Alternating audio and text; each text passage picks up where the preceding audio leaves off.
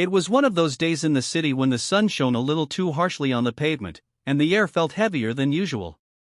People moved quickly, each absorbed in their own world, hurrying to their destinations.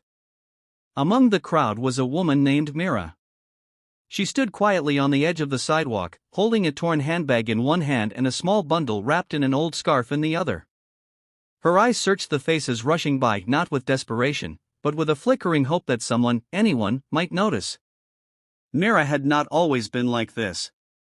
Once, she lived in a small but cozy home with her husband Ramesh and their newborn daughter. Life was modest but warm, filled with love and laughter. But fate, in its unpredictable ways, had other plans. Ramesh fell sick, an illness that stole his strength day by day, while doctors demanded more than Mira could afford. She sold their belongings one by one, until even the small wedding ring on her finger had to go. Still, it wasn't enough. Ramesh passed away one rainy night, whispering his daughter's name with his last breath. Left alone with a baby and no family to turn to, Mira wandered from shelter to shelter, job to job. She tried to keep her dignity, even as the world stripped it from her bit by bit. But that day, she stood outside a large building with tall glass windows, holding her sleeping child, because she had no food left and no money. It was the third day without a proper meal, and the baby had cried herself to sleep the night before. She looked inside the glass windows. It was a luxury restaurant, buzzing with laughter and clinking cutlery. People dined on dishes Mira couldn't pronounce, sipping drinks that cost more than what she had earned in weeks. Among them was a man in a navy blue suit, his watch glittering under the light. His name was Mr. Rajan Mehta, a successful businessman who owned half the buildings on that street. Mira stepped forward, unsure. She didn't want to beg, she never wanted that. She only hoped someone would see the baby and offer something, anything. She gently knocked on the glass. Rajan turned, their eyes met for a second. She offered a soft smile, not wanting to look pitiful, just human. He looked her up and down, frowned, and turned away without a word. Mira's smile faded, but she nodded to herself as if expecting it. The world had taught her not to expect kindness from those who had everything. As she turned away from the window, she didn't notice the small boy sitting near a tree not far from the building. He was eating from a paper packet, something simple, perhaps leftover rice and a few vegetables. He was no older than 9 or 10, his clothes faded, and his hair uncombed. But his eyes were different. They were sharp, observant, and kind. He had been watching Mira for a while. When she walked past him, trying to soothe the baby that had started to stir and fuss, the boy stood up. "Ma'am?" he called softly. Mira turned, surprised. No one had addressed her kindly in a long time. "Do you want some food?" he asked, holding out the packet. "It's not much. But it's warm." Mira stared at him. Her lips trembled, and for a moment, she didn't know what to say. The baby started crying again, this time louder, as if sensing her mother's sorrow. I can't take your food, Beta," she said, her voice barely a whisper. "But you're hungry," he replied simply, walking closer and placing the packet on the ground near her. "And your baby is hungry too." Mira knelt down slowly, picking up the packet. The smell alone brought tears to her eyes. She had never tasted anything so precious. "What's your name?" she asked.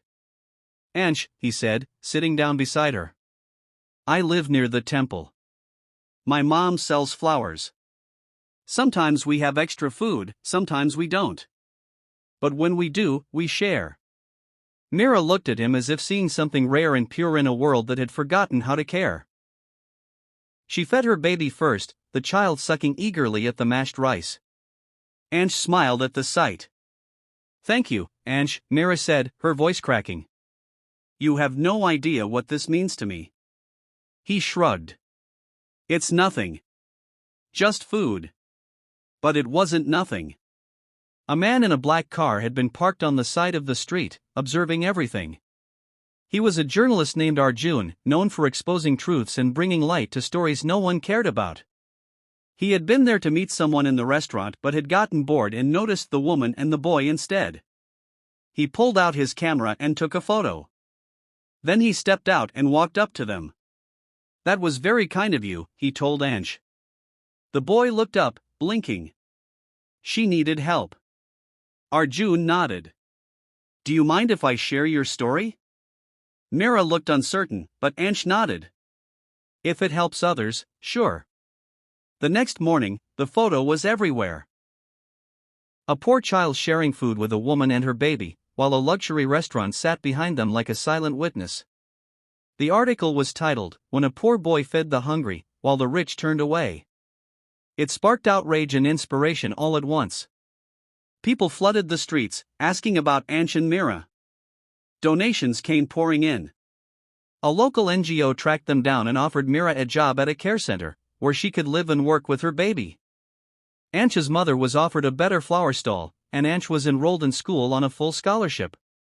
Meanwhile, the article reached the boardroom of Rajan Mehta's company. A young employee hesitated before sliding the newspaper across the table. Rajan read it silently, then looked up with furrowed brows. That woman was outside this restaurant yesterday, the employee said. You were there. Rajan didn't respond. That evening, he drove past the spot where it all happened. He saw Mira standing beside a small food van, run by the NGO, helping distribute meals to children. Her baby giggled in her arms, healthier already. Rajan stepped out and approached. You were the woman outside the restaurant, he said. Mira turned, recognized him, and simply nodded. I'm sorry, he said, his voice quieter than usual. She smiled faintly. It's okay. You didn't see me. But someone else did. Rajan stood there for a while. He didn't know what else to say. That night, something shifted in him. The next week, he launched a foundation in his late mother's name, one that funded street children's education and supported single mothers with job training. He never made public speeches, never used it for publicity. But the results spoke for themselves.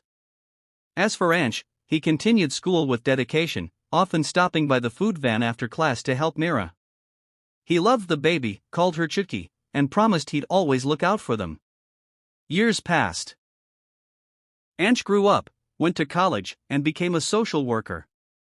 He never forgot the day he shared his food, never saw it as something extraordinary. But for Mira, that moment was the turning point, the miracle that changed everything. And Mira? She went on to manage several care centers across the city. She trained other single mothers, taught them to believe in themselves, and told her story only when someone truly needed to hear it. Every time someone asked how she got through her worst days, she would smile and say, "A little boy stopped for me when no one else did." That's all it took. In a world often blinded by wealth and status, it was a poor child with nothing who gave everything he had. And in that selfless moment, he rewrote someone's fate. Because kindness doesn't ask how much you have, it only asks if you're willing to give.